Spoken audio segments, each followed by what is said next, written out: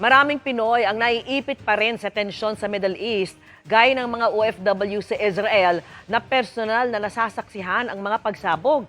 Pero sa kabila ng mga pag-atake, mailang OFW pa rin pinipiling manatili muna roon. At nakatutok si JP Soriano. Dami. Dama ang kaba sa OFW sa sina Jelboy at Eden nang madalian silang bumaba sa isang bomb shelter sa isang bahagi sa Haifa sa Israel nitong Martes ng gabi. Nasabog na lang bigla. Ang nangyari pala, So, nung naglalakad kami, nung malapit na kami dun sa bomb shelter, biglang may sumabog sa taas na walang siren.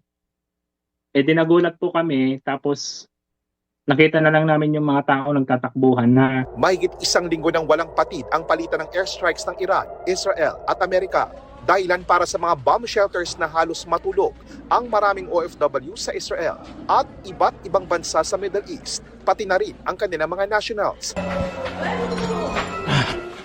Alerto ang lahat sa tuwing i-activate ang air raid sirens at pagtunog ng mga apps. Walang iwanan, maging sa mga alagang aso, para pumunta sa mga bomb shelters. Ang problema raw ngayon, mostly kasi pag missile, 10 minutes before, yung alert sa cellphone namin tumutunog na. Pero minsan kasi umaatake sila by drone.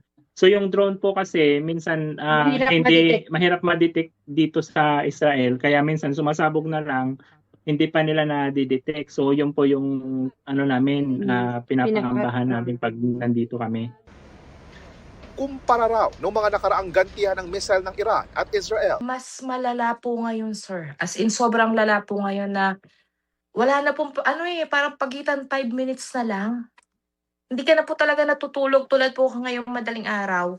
1 a.m., siren, baba kami. Siyempre, maghihintay po yan. Pagbalik namin na room ng 10:30, ay na naman yung siren. Minsan, nasa baba pa po kami, nasa mamad pa lang.